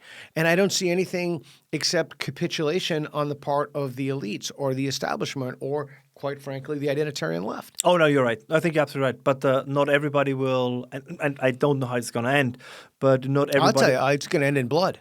That's my point, right? Because not everybody will accept that. So this is well. Of course it's going to end in blood. What do they think it's going to end? That's the other thing. What else could it end in? Or all of a sudden people are just going to be like, well, the rape scandal, that was one thing, and not a grooming gang. It's the rape gang. Like, oh, that was just an anomaly, or not. But now everybody's kind of wake up and they're going to assimilate and everything's going to be fine. No. That's just not true. And I want to say one thing else, because invariably someone say, well, this is about race. Well, that's actually not true either. I've advocated for years, I think Sikhs are a wonderful minority. If you look at the data on who contributes to the treasury, fewer incarceration rates, countries. And Islam is not a race. That's the other thing. I mean, there are so many confounding variables that prevent us from thinking clearly about the issue. And I am worried, frankly, when I hear you speak bluntly in a forthright way. And I'm worried when I speak blunt. I'm worried for I like my head exactly where it is. I have, not safety concerns like Douglas Murray, but I'm worried about safety. When I say the stuff about, leave the Jews alone, and I get like 500 comments, you hate Gazans or like some crazy shit. Like, no, like that. Just be honest about the nature of the problem, and we're just not being honest about it. I think that's absolutely correct. You're right. Also, that the Overton window has shifted. I'm always wondering what the first sparks are going to be. At the moment, at least, a lot of the anger will actually be turned against those who are in charge. And you see, I mean, there is this is something that, again, almost nobody has reported. So in the UK, you have the Reform Party. But you also have this new movement that is not a political party, that's the Restore Britain movement. Oh, yes. And aren't they ethno-nationalists or no? Well, let's say as Reform appears to move further to the left, they appear to move further to the right. Yeah. But this is always, it's as we said in another conversation, it's like the pendulum. The pendulum doesn't stop in the center. So if you pull it all the way to the left and then you let it go, it's going to swing all the way to the right before at some point, hopefully it will center itself. But they make this very argument as well. And I have to admit, things that I would have considered myself outrageous a couple of years ago, I find myself increasingly not yet advocating, but at least, let's say, I'd be willing to quietly accept it. So to give you one example, this was a suggestion that was made in Denmark that said, okay, fine, if you commit a crime and you are and your parents are from a foreign country, right? Only basically if your grandparents come from a foreign country, we can no longer revoke your citizenship. But if it's your parents, we can. And again, if you would have said this 5 years ago, I would have said that's crazy. You can't do this. I have to admit now, I say, you know what? Maybe that you should be able to reach further back. Yeah, I'll go one beyond that. Just don't let him in. Like, just don't let him in. Like, I don't understand. No matter how many conversations I have with people, and Matt Goodwin's become a good friend of mine. No matter how many conversations I have with people, I don't know why this is such a complicated issue. Like, I don't know. I understand it's the markets. It's the market, stupid. Like, I understand, like I get that, but you could just as easily take in large numbers of people who don't want to destroy the society and leave it in rubble. I mean, this was, and some of us, as you said, I think some of us have said this early on. Some of the commentary is now just waking up to this. At least for those who pushed for the so-called open borders policy. Yeah. The underlying desire was always the destruction, if you want, of the existing social order and people's makeup. And supported by the universities. Oh, absolutely. Queering this far radical identitarian leftism. Okay, please. No, but I'm so glad you mentioned this. For me, this is, if you want, this is my yardstick for every ideology. I say, is this an ideology that has a conviction that can stand on its own? Or is it an ideology that just plays dress up in whatever it is, and we can talk about the different shades, but the actual ideological core is something else? And I can give you a few examples. Right? This is for me the trans movement in many ways. I'm sure there's some individuals who really believe it, but for a large extent, it's just yet another iteration of what could be another sledgehammer to the pillars of Western civilization. I think the same with migration. I strongly believe that, and I know it kind of from the public discourse in Germany and Austria, that many people who talk about this have absolutely no idea what's actually happening with migration, because for them it's like a canvas on which they then project their own moral virtue and their moral superiority. But the migrant is almost an extra in this story, because they are the ones, right? Who and it's a canvas they want to show everybody. Exactly. It's a canvas they hold up and say, look at my canvas, look at my moral virtue. So there is no true underlying. This is why it's hard to have an ideological argument with them, because, as you said, as absurd as it sounds, the argument, so what about it, is quite disarming. Right. Like if you say, the world is end, hypothetically, but what can we do? And somebody says, yeah, what do you want to do about it? But it's very dumbfounding, because you would assume that everybody cares about this. Right? But when somebody says, no, I don't care, well, that's just how it is. That's exactly why I raised the point. Yeah. So who cares if Brussels is filled with Well, the other argument I would make, and this is the one that I like to use, is because sometimes people also say, but Ralph, Peter, societies always change. Like, we're not the same as we have been 60 years ago. And that is true. But I find, at least for me, this is always a convincing metaphor, is just as an individual, like you and I, we are not the same people we were in our teens or in our 20s or in our 30s.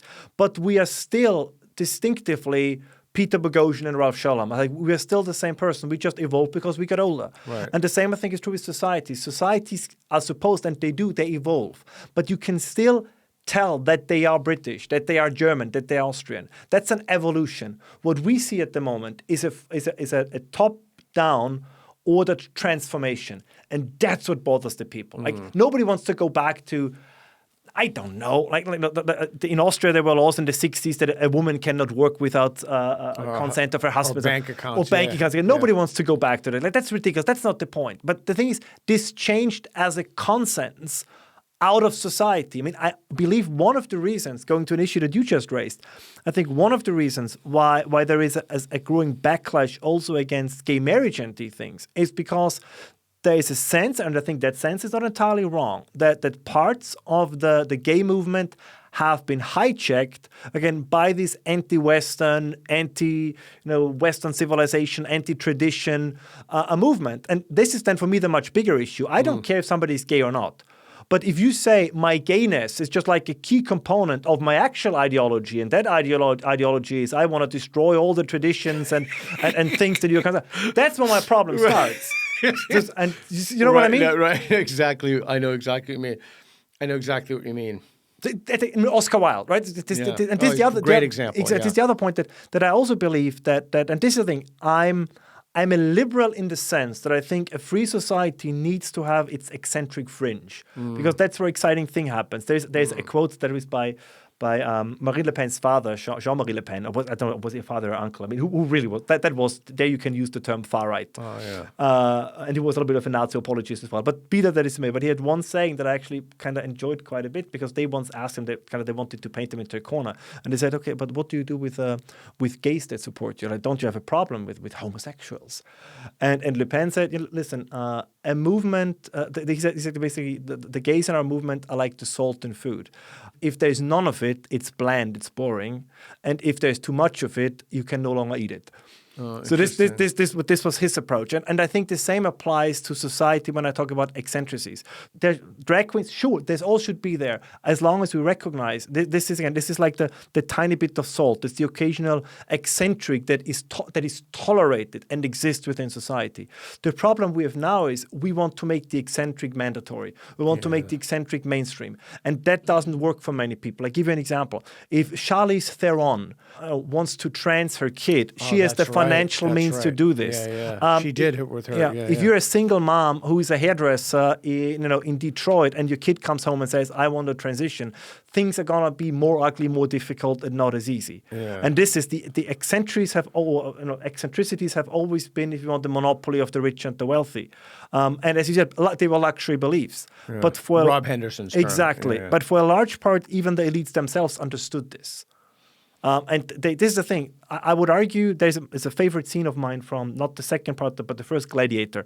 Great movie. It's a great movie, and there's this one scene when they come back from the front up in the north and the Germanic border, and there are those two senators, and they clap, and and this one senator says to the other, clutching his pearl, says, "Oh, I never considered you to be a man of the people." And the senator said, in order to be a man for the people, I don't have to be a man of the people.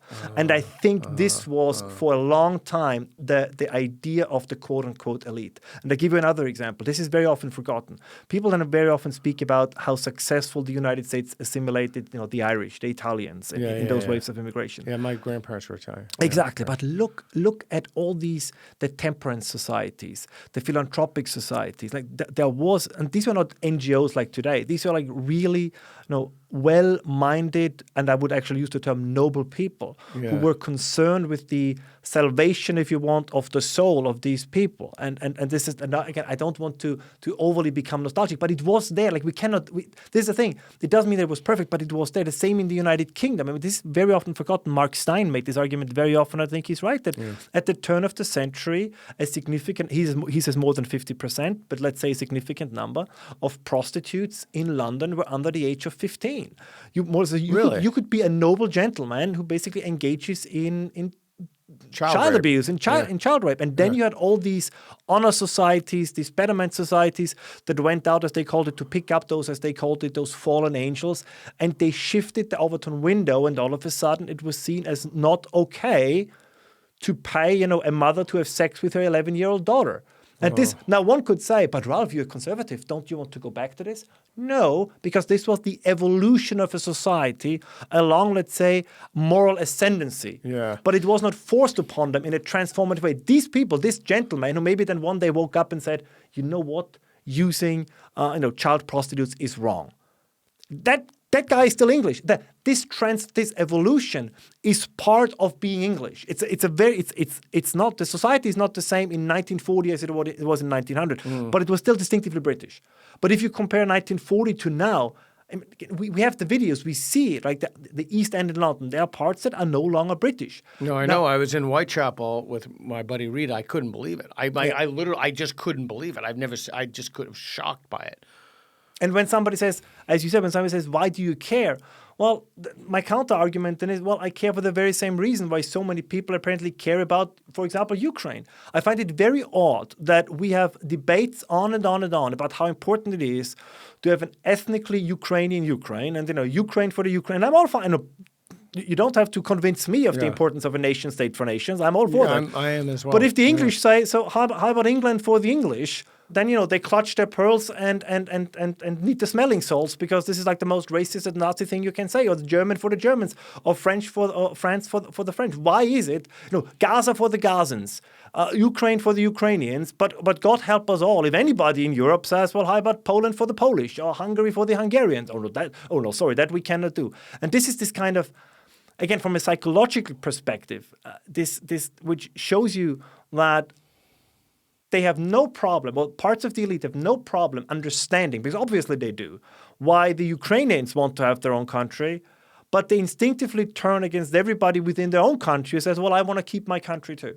Because they, at the core, not all of them, of course, but at the core of the ideology is, or one main pillar of the ideology is the resentment of their own culture, their own civilization. It sounds dramatic, it sounds, maybe pathetic, but I think it's true. Okay, so this is what I can't understand.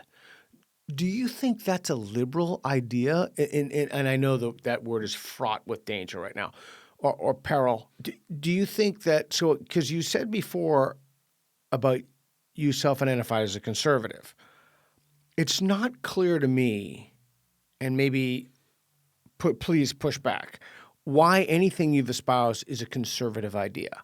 Or is it just that the idea that you want to destroy your own society is itself become a liberal idea? I think I would, if somebody would ask you what my political ideology is, I would, it's a little bit embarrassing, but if I would have put it in one sentence, I think I would identify as a 19th century conservative, if you want. I am of the very strong conviction that in Europe and also in the United States, human civilization peaked in the 19th century. We can talk about why. But what about, like, Thomas Sowell mentions this conservative being, you want to conserve the society. But I listen to the things that you've said, and maybe, I don't know, maybe all of a sudden I'm kind of conservative because I don't want the whole society to burn. Is that what a conservative means now? Like, you don't want to throw the whole place into a giant toilet? Like, I don't understand why the ideas are all of a sudden conservative, that you want to preserve, or that you, look, I grew up in a Democratic household. My parents were Democrats. My dad was super liberal. Wouldn't call him left, but I'd call him liberal. The things that the mainstream left purports today were unthinkable to my father. Yeah. Open borders, just let anybody in, defund the police. Again, I say that only because of the recent. So what am I missing? What am I not understanding? Like, why are these conservative ideas? Arrest people who riot, or calling riots protests. That's just ubiquitous in the mainstream media right now. Like, people are, like, the famous mostly peaceful protests. Yeah. People are clearly rioting, destroying public property, assaulting people, and they say that the media says that these are protests. Like, why are these conservative? Yeah, go ahead. I think you mentioned Thomas Sowell, and I think he wrote a wonderful book, The Conflict of Visions. Yes. Where he makes the distinction that is the conservative side leans more towards what he calls the constrained vision. Yeah. Like this idea that human perfection or perfectibility does not exist, whereas the left tends more towards the unconstrained vision, which is that there is a that I describe it as you can find the blueprint, if you will, of human society, and then you can create the perfect human society. Right? He also contrasted with the French Revolution and the American Revolution or the British Revolution, which were quote-unquote conservative revolutions in the sense that they did not claim that they can alter humanity as such. Whereas the French, some of them, but whereas the French revolutionaries claimed that actually they have, or some of those who supported the French Revolution, I think would be a better way to put it, that they have found the blueprint of society. I mean, this was the whole concept of sociology, right? The science of society, and if we can predict the movement of the planets, how they circle around the sun, why should we not be capable of understanding human societies in the same way, so that we can actually, if we just have a powerful enough state, that we can create the perfect society. So I think one of the key conservative values, if you want, is a healthy suspicion, if you want, or so, of concentrated power, regardless whether it's in the state, in a political party, or somewhere else. I think at least that's... In big tech, maybe? The same thing, absolutely, yes. So it does. So exactly, it doesn't matter if it's Wall Street or if it's J Street in Washington. This kind of healthy criticism. And the other thing about conservatism, for me at least, is a little bit the Tolstoyan approach. If you think about Anna Karenina, right? This idea that there is joy, beauty, and meaning to be found in the little things of life. I think that for me is also a conservative idea, right? Whether it's in family life, whether it's in your job, whether it's... You think that's a conservative idea? I think it is. That's the again, I don't want to take credit for something that's not from me, but this was for me a very interesting exchange, and I think this is also what he says in many of his books. The argument that Jordan Peterson has been making, right? And kind of if you want to live and I think these points are good. I know he's all over the place, so there are some things that are a little bit out there in my opinion, but I think at core he has still very interesting things and important things to contribute, which is, for example, this idea that living an ordered life in your closest vicinity among friends, neighbors, family is at least as important, or should be the first step, but not changing the planet. And this is for me also the difference between the left and the right, or the conservatives and the progressives, if you want, right?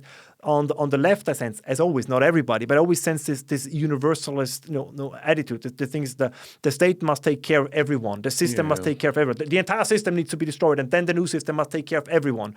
It's always all-encompassing. This idea that there is whatever the power is, let's call it the state, let's call it the party, and then they are immediately the individuals. Whereas I think the conservative idea is that you have a state, but then you have intermediate institutions, voluntary associations, what Robert Putnam talks about, voluntary associations, all these things.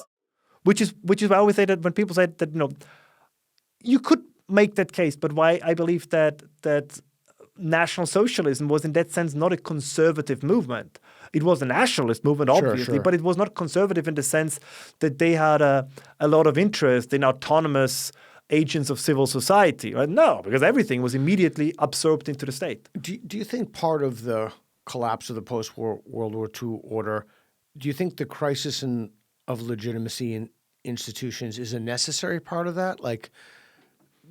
Or do you just think it's an accidental part of that, or there's nothing to do with it? No, I think it's both. It became a consequence, and now of the ongoing turmoil, it is a necessary ingredient to it. Because as you say, the problem is, and this is so difficult, and I know that because I feel the same ways, I know that many of our viewers will feel the same ways. Once trust and legitimacy in the existing institutions erodes or gets lost, it's very hard what to believe. I mean, take another case. And I don't. Again, I'm just speculating here, but I think it's a nice example. We had now the revelation, if you want, that apparently there is no client list, and Jeffrey Epstein did not kill himself. Okay, all right. So this is what the FBI says. Jeffrey Epstein did kill himself. Well, yeah, that's what they say. So there's no client list, and he did kill himself. Okay, but if you look again, and again, I'm just speculating here, but it's very odd. You had this individual who was probably America's most highly valued prisoner, who was on suicide watch. Then he was taken off suicide watch, and the cameras fell out. Then apparently there was a case of instant onset narcolepsy in the detention system where the 2 guards fell asleep. The cameras didn't work. He was supposed to be checked in on every 30 minutes. That didn't happen. I actually believe that because I know how those institutions work. Okay, that's right. So, but this is the point, right? If I would trust the institutions, I would say, man, a lot of stuff went wrong. But usually when they say this is how it happened this way, so I believe them. But now if there is even the smallest possibility that it's not true, people will jump on this and say this can't be true. And you have this also where Pam Bondi and Dan Bongino, who are for good reason very popular within the right wing movement. And Dan Bongino particularly said when he has the chance, he will reveal all the information. And now he came out and said, no, actually, there's nothing to see here. And I also say, well, is it because there's nothing to see here, or did whoever they are, did they get to him? I don't know. Well, they still have Jazine Maxwell or whatever her name is. They still have her. Why don't they just ask her who the clients were? I said it's all very, very odd. And apparently the only person who was involved in all of this was Prince Andrew. I just don't find this very. He's the only one. I just find this very credible. He's the only one. There is no list. But the point is, once again, these stories, then you cannot get that. This is the big problem. You cannot get that legitimacy back. It's compounding. It's one. It's one area where I don't trust the state on this. And it becomes more and more and more. And at some point, and this can happen in the U.S. It will, I think, happen in Europe, because that's the insidious thing. As I said before, you're only voluntarily obedient to a political class system which you trust and see as legitimate. If you don't see them as legitimate, you will find ways, wherever possible, wherever you can, to cheat the system, to ignore the system, from tax evasion to ignoring red lights to vigilante justice. So you name it. This is what is amazing to me. It is so simple to restore legitimacy in most institutions most of the time. I'll just give you one quick example. For example, NPR used to be a legacy institution, very prestigious. Liberals loved it. I read an article many years ago said the NPR is the media outlet in which more people who listen to NPR vote than any other media outlet. Mm-hmm. It is clearly ideologically captured, and my buddy Matt and I did a episode-by-episode review of segments. It would be so easy for them to fix the problem, at least at a very superficial level. You have a conservative on there, and you have like the conservative hour, and he gives there. And then you say, if you want to know what a conservative believes, don't ask a liberal on and ask what a conservative believes. Have a conservative, and not some moron. That's sometimes like an actually smart. Or the New York Times, kind of in a superficial way, tried to do that when they hired McWhorter. But when you talk about how do we fix the crisis of legitimacy, how do we clean up, for example, the academy and root out the corruption and fire plagiarists, really super, super basic stuff, I think that's the wrong question. It's the wrong question because those institutions no longer discharge their primary mission. Their mission isn't to inform. Their mission is to push a narrative.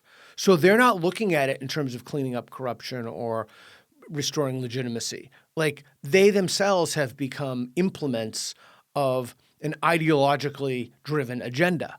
And so even asking, well, why don't they fix themselves? Because they don't think that they're broken. So of course they don't want any quote-unquote meaningful reform. And I see that with every institution. I don't know anybody really in the United States. There is an unbelievable crisis of confidence in our institutions. And you know what? It's all deserved. Fuck them. It's all deserved. Yeah. So at this point, I've not given up fighting. I'm gonna go down swinging. I am utterly disgusted now by the craven, cowardly individuals at every level.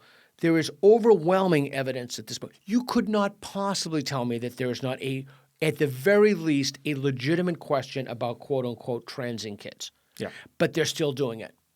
They're still fucking doing it. They're still mutilating children. So, again, this is something that I find to be – this is the decline of the West. We're losing our institutions. Our population demographics are shifting radically, which wouldn't necessarily be a bad thing if there were assimilation and people who had similar values, cultural values, moral values, and dare I say it as an atheist, religious values to a large extent. I completely agree. Although I think it's even more insidious than what you're saying. It's one thing no longer to trust institutions. It's one thing to no longer view them as legitimate the way you looked at them in the past. But I think that's less the case in the United States, but more in Europe. In the United Kingdom, in Germany, and we can talk about a few examples, you have the situation where the institutions are actively weaponized against the people. I mean, I'm sure that many of your viewers and listeners know the Lucy Connolly case in the United Kingdom. You have now to tell people real quick. Yeah, right. Where a woman posted something. I think she said something about burning refugee hotels or something. The post was not okay. However, she deleted it. Right. So that this was in the heat of the moment. I know there are many things that I say in the heat of the moment. You shouldn't, anyways. But even on appeal and everything, she is in prison.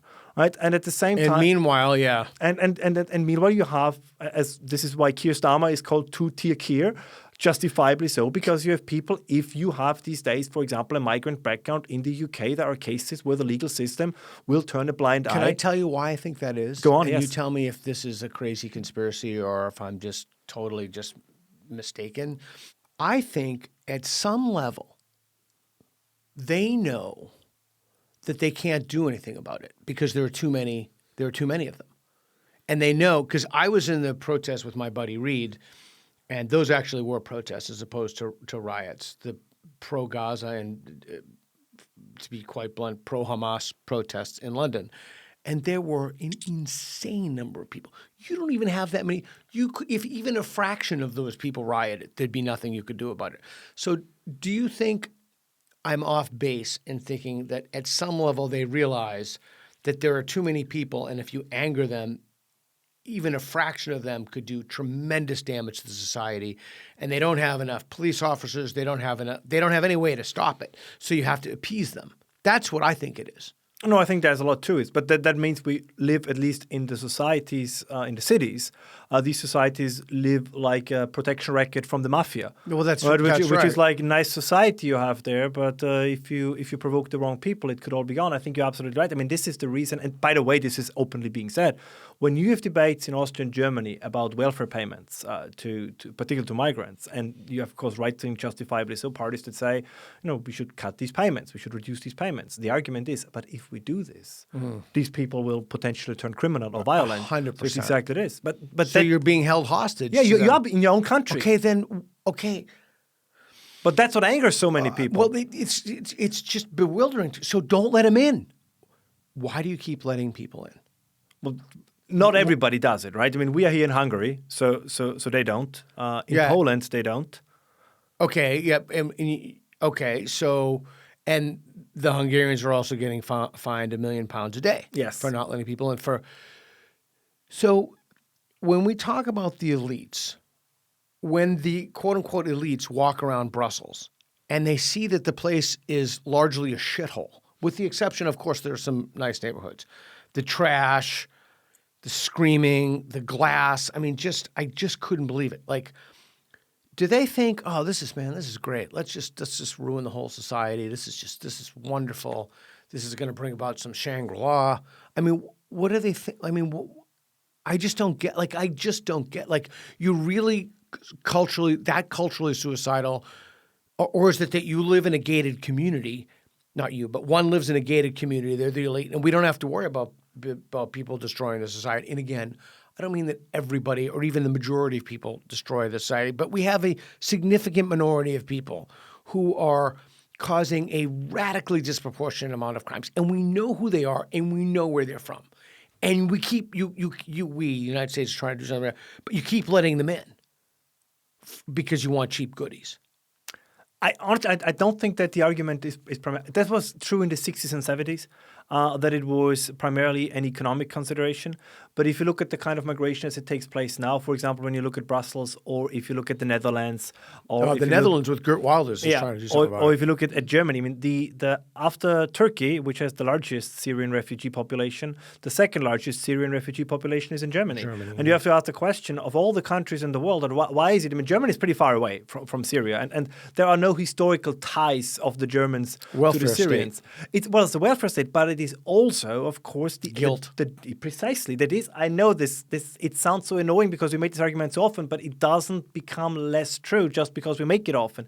It is, particularly in the case of Germany, it's a historical guilt trip. It is the idea that if you become I once said on a different podcast, some people have these wristbands with what would Jesus do on it, right? And the German version is, at least mentally, what would Hitler do? And then you have to do the very opposite. I mean, Tom Holland made a similar argument. You say, would Hitler let refugees in? Yes or no? And if the answer is no, then you say we have to open up the borders, right? Would Hitler pay welfare to asylum seekers? Yes or no? If the answer is no, well, then we have to do it. And one of the great things, and we have to have an own podcast about this, in a horrible way, the 1,000-year Reich, right? The Nazi Empire, they lost the war on the battlefield and were gone after 12 years. But I think when it comes to the damage that they have done mentally towards all of the West, they're probably going to make it to the 1,000 years. Yeah. Because this is, I've never seen a defeated ideology still infecting, both in the negative sense of, that you have Nazis in other places, but even more so with the guilt trip pretty much all across the globe. I mean, look at very often, even in the United Kingdom, the conversation is, if people in Germany accuse each other of being Nazis, you can say, okay, fine, there's a history of Nazism, it makes sense. But when I listen to debates in the US Congress, of all places, and I have people who probably never set foot in Germany, then accusing each other of, this is exactly what the Nazis did, right? It's so interesting for me how the experience of one particular country resonates all over the globe, but on a very emotional, not just on a comparative level, but on an emotional level, right? How do you end a political debate and Matt Goodwin knows this very well from his own experience. How do you end a political debate in the United Kingdom? You call the other guy a Nazi. How do you do it in the United States? You call the other guy a Nazi, because this is the conversation stopper. Because whoever in the debate is the Nazi, right? There is no way to get out of it. It's not the jail free, it's the jail in card, if you want. And this is, for me, such an interesting thing. And you see it in the entire conversation about migration. If you are against migration, you must somehow, somewhere, someplace deep down in the darkest pit of your soul, you must sympathize with the Nazis. And you must be a racist. And that comes with it, right? And you must be a racist. It's a very, very odd thing. And this is, to take down the example, and this is then perpetuated by people like Mahmoud Madani, who says even Abraham Lincoln was basically a crypto-Nazi, and to quote him directly, who gave the Nazis the inspiration for genocide. And then you can draw it back, and this is why you have then Zoran Marnami, right, flicking the bird to a statue of Christopher Columbus, because he actually was also a Nazi. He just didn't know. So we have now rewritten the entire history of Western civilization. We have Nazi creep. Exactly. We have Nazi creep. So everybody, so we're now testing more or less from the Roman emperors to Christopher Columbus to you name it, whether or not they were actual Nazis or not. And if you think this is a political movement that was in power for 12 years, I mean, talk about leaving a mark. I mean, this is it's quite fascinating. But I mean, as I said, this is worth it. I think it would be worth its own an episode on its own, because of course, I think it's on the one hand it's the rejection of the ideology, but of course there is a certain draw towards it, because it was the idea that influenced so much of the National Socialist ideology, this idea that you can remake society, right? That you can be a truly totalitarian state, that the people are just like clay and you can form them. Right, and this is an appealing idea both on the left and on the right. And going back to your previous question, for me, conservatism, I would argue, is the rejection of that idea. Right, that the idea that the government can and shall set incentives, right? So I'm fully on board with this, right? You want to create conditions where you ideally elevate the talents of people and mitigate some of their lesser inclinations. But to really say we create a new kind of human, as the Soviets tried. But even with the Soviets, it's, I think, trickier, because if you look at Marxism and Marxist teachings, and again, it's more complicated, but I think you can make that comparison. It's still a little bit the old Christian idea of, the weak must overcome the strong. You have the exploited working class. So even an atheist in a Christian society, I think, recognizes the pattern of okay, there is this idea that the strong owe a debt to the weak. That you could even, this is another argument we could make, that a lot of Western foreign policy and migration policy is also a form of hyper-Christianity in a sense. That everybody who is in any respect worse off than you are has a claim on, your country, your possessions, fascinating whatever notion, it is. Isn't it? Fascinating notion. And National Socialism. This is why I always hate the debate of whether they were left or right, because they were something, sui generis. They were something unique because they made the argument, almost very Roman/ancient Greek, that they questioned this idea that the weak that the weak have a claim on the strong, or the strong have a responsibility for the weak. Their argument was, what are you talking about? Ideally, in a society, it is the strong that should rule, right? Why would you, the Nietzschean argument, although in Nietzsche's defense, I think Nietzsche is always mistreated, but there is this idea that isn't it, at least a question, isn't it a mistake to say in a society, or to marinate the society in the belief that the strong have to voluntarily hold themselves back for the benefit of the weak? Wouldn't it be better? And I'm not making the argument. Wouldn't it be better if we create a system that, in the Nazi case, quite literally eradicates the weak, and then it leaves only the strong, and then only the strong procreate, and then you come to this Aryan superhuman Überrace, and this is not traditional left, it's not traditional right. It's actually more Roman or Greek, if you want, or Spartan, whatever term you want to use. But that was a completely new idea, and this is I think why it's still. In some sense, it's still also, this is a topic that you have also talked and written about. I think this does resonate with part of this kind of new red-pilled, masculine right. So that this, whether it's the raw egg nationalist or Bronze Age pervert and other. And again, I'm not saying that that's so, but of course that these ideas and now we come full circle to the beginning of our conversation. As we said, if the old order refuses to die, the new order is struggling to be born, right? As Gramsci said, then monsters appear, which means that even these ideologies we might thought are dead, right? They will make, in whatever way, shape, or form, maybe central, maybe just on the fringes and the margins, they will make a reappearance, because which is overall not a bad thing if you say, okay, we need to question the existing order and say, what could the new order look like? But you will have people with quite, let's say, as you said, the Overton window, with ideas that we would have considered completely insane 10, 15, 20 years ago, and now we probably, or at least some of us, will take a second look. As always, this is not an endorsement of any ideology, but that if you say the old system is failing, then the new system cannot simply be a repetition of the failing old one. So you will take another look and say, okay, maybe again, New York right now. So the argument would be, or maybe the socialists and the communists had a point. I don't think so. But you can see that even those who have education and money apparently think so, because otherwise they wouldn't have voted for him. Especially those. Yeah. Right. Cool. Ralph, that's phenomenal. We're out of time, but I'm definitely going to have you back this month. Anytime. I would love that. Where can people find your work? If you just Google my name, Ralph Schoellhammer, you'll find... Spell it out. So it's RALPH, so like Ralph Lauren, no relation. Yeah. And Schoellhammer is SCHOELL and hammer like the tool.